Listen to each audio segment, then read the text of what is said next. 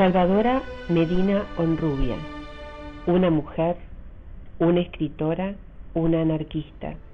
Madre soltera, defendió los derechos de las mujeres y de aquellos a los cuales la sociedad desprotegió. Una historia de dolor signada por el olvido.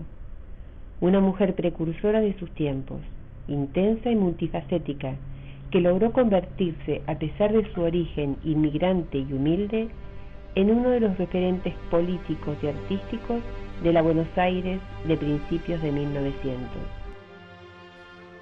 En los primeros años del siglo XX hay una circunstancia, una coyuntura, digamos, muy prometedora en un país que genera riquezas y, en fin, promete trabajo.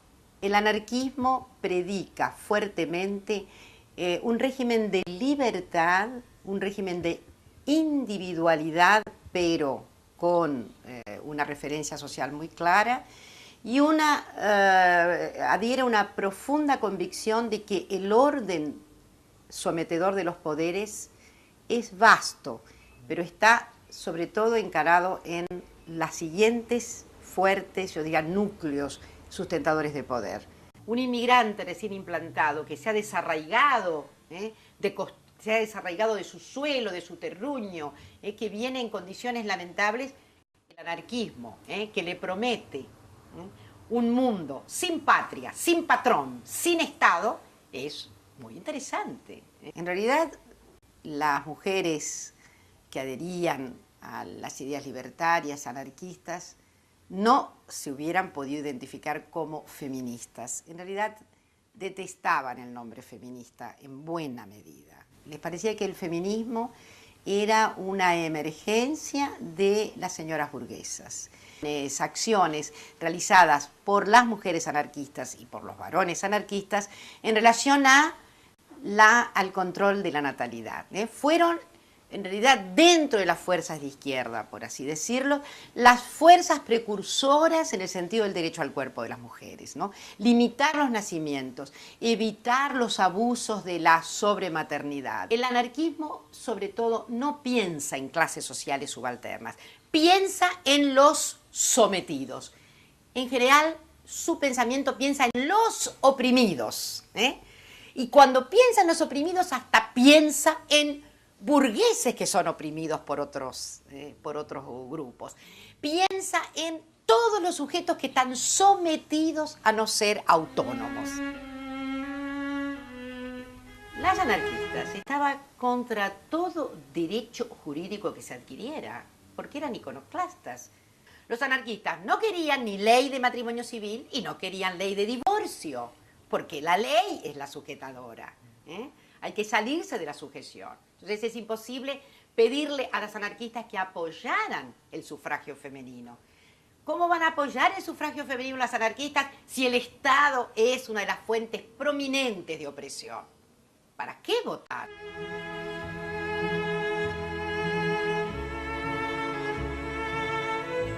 Salvadora Medina Honrubia, una mujer que nació en La Plata en 1894, pero se crió en un pueblo de Entre Ríos. Bueno, es la historia de una chica que llega a la gran ciudad de Buenos Aires, ¿no? Con un hijo, soltera, madre soltera. Y milita en el movimiento anarquista. Por ese entonces salía La Protesta, el órgano del anarquismo argentino, la gran expresión periodística en ese momento en que el periodismo gráfico era importantísimo, se vendían miles y miles de ejemplares. Salvadora comienza a militar, una libertaria, una rebelde, quizás su condición de madre soltera, desplazada, mal mirada por la sociedad, la lleva, y se liga, se conoce a Natalio Botana, que en 1912 había fundado un diario vespertino, Crítica. En primer lugar, grupo anarquista, que es donde ella ingresa socialmente a Buenos Aires con la amistad de la gente que estaba en la protesta, que le consiguió el primer trabajo como mazota, Sebastián Mazzotta, que es con quien ella se introduce en el ambiente periodístico desde el anarquismo. Allí, en esas redacciones, lo conoce a Natalio Botana, que también pululaba por las redacciones políticas. Los dos eran inmigrantes en la gran ciudad, eran de la periferia. Tuvieron pronto varios hijos, discutían acerbamente porque había como una interna, personalidades fuertes, las de Botana y las de Salvadora, pero imprimieron una personalidad enorme al diario, que tenía como dos cabezas. La cabeza libertaria era la de Salvadora, la cabeza más empresaria, puesto que era finalmente un negocio, crítica. Ellos eran pares, como dice mucha gente, en el sentido, claro, como ella era una intelectual, y él por algún motivo se la buscó también, aparte de su belleza, ¿no? Porque le decían la Venus roja, porque era pelirroja, y porque era anarquista. Bueno, él se enamoró de ella, pero también se enamoró de su inteligencia, porque podían hablar. Salvadora impulsó investigaciones importantísimas sobre episodios como las huelgas patagónicas, los fusilamientos, o sobre la Semana Trágica, en la cual participó también Salvadora. Amiga de Irigoyen, únicamente de Irigoyen, el único político al cual ella se acercó fue Irigoyen. Sobre todo lo que reivindicó fuertemente a Salvadora para el anarquismo fue su lucha a favor de Radovisky, que había sido el ejecutor del coronel Falcón. Salvadora personalmente gestionó el indulto. Ella se valió muy significativamente de todos los símbolos que tenía, el ser quien era y sobre todo lo que era el diario de su marido. Que consiguió de Irigoyen la libertad de Radovisky a cambio del levantamiento de la huelga de Rosario, y que ella se fue a Rosario, eso es autobiográfico y es verdadero. Pero debemos tener en cuenta que en ese momento no solo es Salvadora el factor de presión, sino que hay luchas internas dentro del anarquismo y hay luchas sociales intensísimas al momento de que ya está por suceder el golpe contra Irigoyen. Entonces hay una serie de fuerzas que se consiguen, que se reúnen en ese momento para que Irigoyen acceda a la libertad de Radovisky. Luego viene la revolución del 30, ¿no? Uriburu, el general Uriburu, derroca a Hipólito Yrigoyen y viene una dictadura férrea que, entre otras cosas, clausura muchos diarios, y uno de los primeros que clausura es Crítica. Y son detenidos Botana, Salvadora Medina Onrubia y casi toda la redacción del diario Crítica, ¿no? Entonces, Salvadora va a parar a la cárcel de mujeres, el penal de mujeres en la calle Humberto Primo. Entonces ella dice, pero ¿por qué? ¿Por qué? Entonces, detenida, presa en la cárcel de mujeres, Salvadora Medina Onrubia le escribe al general Uriburu un documento extraordinario, que es una carta abierta, porque es una diatriba, es un documento apasionado, una contestación al dictador, ¿no? Diciéndole, usted me tiene ahora tirada acá en una celda, sin embargo, el que está en realidad en una celda es usted, porque la historia lo va a llevar, a usted lo va a llevar a una mazmorra, lo va a condenar, ¿no? Y yo represento la libertad argentina, la libertad de una mujer argentina. Un texto impresionante. El anarquismo creo que siempre le perdonó absolutamente la vía burguesa que necesariamente tomaba al afirmarse como la mujer de Botana. Que Salvadora iba a las manifestaciones en el Rolls Royce. No sé a cuántas habrá ido, porque caminó muchas y caminó embarazada. Y con los chicos también. Y con los chicos de la mano, embarazada de Georgina, le agarró la semana trágica del 19, no. Pero seguramente alguna ha ido, porque está muy la tradición de que él usó el Rolls Royce, de ella, que era color gris. Ajá. Y probablemente, seguro, y probablemente haya traído a lo mejor heridos o gente que estaba escapando y usaba así el auto para eso, ¿no?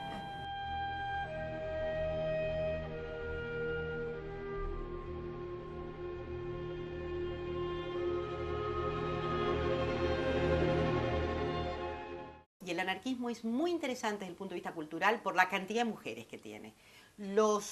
El teatro filodramático anarquista no se puede hacer si no es por la enorme capacidad de digamos, de la presencia femenina. Salvadora era autora de teatro, le gustaba mucho el teatro, era dramaturga, era muy amiga de Alfonsina Storni, un poco participaba en el clima social y cultural de aquel Buenos Aires. Escribe sobre feminismo en los diarios anarquistas. Ella comienza en La Antorcha y La Protesta, que son los diarios anarquistas. Sí. Literariamente, yo creo que Salvadora tiene dos grandes obras literariamente. Una es una obra de teatro, no todas, porque una característica de Salvadora es que es irregular su producción, tanto en la diferencia de géneros como en la calidad, digamos, literaria de su producción. Pero tiene una obra que es realmente buena, que es Las Descentradas, en teatro. Y en prosa yo creo que es muy interesante su libro Crítica y su verdad, donde ella hace la defensa del diario Crítica. Las Descentradas es una obra de teatro que es realmente original y es valiosísima por dos motivos. En primer lugar, porque la pone a Salvadora como una auténtica dramaturga. Y yo creo que es la primera dramaturga argentina, mujer. Además que es una buena obra por su originalidad, porque ella allí critica el matrimonio burgués, critica el paternalismo en las relaciones familiares y además hace un descubrimiento de las relaciones y de las categorías de género que desde el punto de vista teórico son muy posteriores en la crítica. Entonces ella descubre de que no hay solo dos clases de mujeres ni tres clases de mujeres, sino dice textualmente que las categorías de género son infinitas, con lo cual tiene una avanzada teórica que no lo vamos a encontrar hasta los 60, 70 o 90.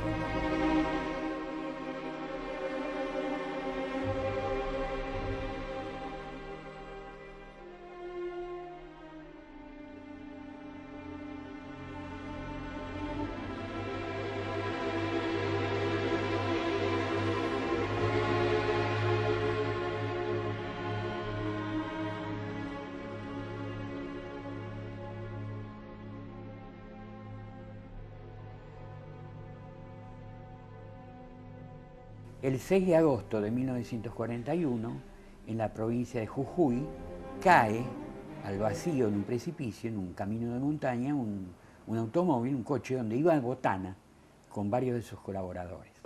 Él tenía un chofer que se llamaba Julio, que era el que siempre manejaba. Él no se subía a un auto que no manejara Julio. Van a Jujuy. Y no sé por esas cosas de que tenía que ser, ¿no? El gobernador de Jujuy que iba con él, no sé por qué le dijo, Natalio, venga en mi auto. Y él se cambió. Y cuando llegaron a un lugar determinado, que había un puente, no sé qué pasó y cayeron. Se salvan todos, ¿no? El único que muere es Botana.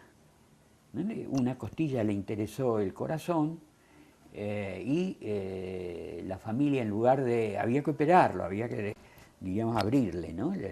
Y en lugar de permitir que un médico del hospital de Jujuy lo interviniera, la familia quiso que fuera un gran cirujano de Buenos Aires, que llegó tarde.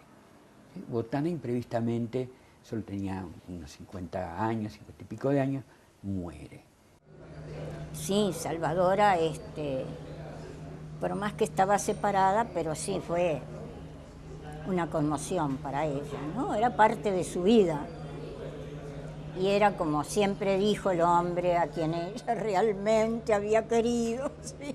Al final lo confesó, sí. Muere Botana y Salvadora queda con crítica. La segunda fase de la historia de Salvadora. Ya no es una creadora, una mujer de izquierda, el ala izquierda de una pareja. Y bueno, y ahí la familia Botana comienza su lenta decadencia. Sobre todo la destrucción de la familia, ¿no? A lo largo de un proceso complicadísimo, confuso, de pelea familiar. En el 45 aparece en escena Eva Perón, Juan Domingo Perón y Eva Perón. Entonces, ahí también hay un nuevo choque, porque de hecho Salvadora era una protofeminista, era una verdadera precursora del feminismo en Argentina. En la historia del periodismo argentino hay muy pocas mujeres. Hay algunas colaboradoras, bueno, algunas feministas, sí, que escribían, ¿verdad? La propia Alfonsina tenía, pero no hay ninguna mujer que tuviera una presencia en el periodismo fuertísima. Surge Eva Perón y Eva Perón tiene expectativas en relación, y Perón, por supuesto, a crítica, ¿no? ¿Qué postura va a tomar crítica frente a ese nuevo fenómeno? Es el ascenso de la clase obrera a la clase media.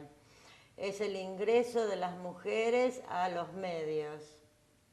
Es la profesionalización de la mujer como ícono a la industria de la moda. Y es el discurso del pasaje de la clase baja a la clase media y al poder que van a tener de que las clases bajas o las mujeres del proletariado en ascenso en ese momento en la Argentina posible, tenían un ícono de referencia y de identificación. Entonces ella ve en Evita un poco su espejo. Evita era otra mujer del interior, otra chica, bueno, despreciada, una pequeña actriz, como Salvadora, ligada al teatro. Salvadora primero ve en Evita un poco su encarnación. Le llevaba 30 años, era una protofeminista, digamos. En Evita un poco ve como su hija, o sea, una mujer de origen humilde como era ella, que conquistaba algo, un territorio propio de los hombres. Entonces, en ese sentido, yo veo de que Salvadora es un precedente clarísimo de Eva. Entonces, primero la apoya, crítica apoya a Evita, el voto femenino, la fundación, la acción social, ¿no? Esa especie de vanguardia política ideológica que lleva Evita, que es un poco la vanguardia. Pero luego vienen los enfrentamientos personales. Y ahí esto no prospera. Por el contrario, tanta cosa volcánica, tanta pasión, en que deriva en un enfrentamiento y finalmente Evita le baja la cortina a Salvadora y la demoniza. Entonces, Salvador queda nuevamente en posición difícil y pierde el control del diario, a manos de acreedores, a manos de sus propios familiares, de su yerno, de las contingencias políticas. Salvadora, una mujer cuya intensidad la hizo habitar permanentes contradicciones: la gloria, el poder, el rechazo, la fatalidad y el olvido. Hoy quizá no encontremos su nombre en los libros, pero su legado ha perdurado a lo largo del tiempo. Podemos reconocer a Salvadora como una participante activa de la historia política y social de la Argentina.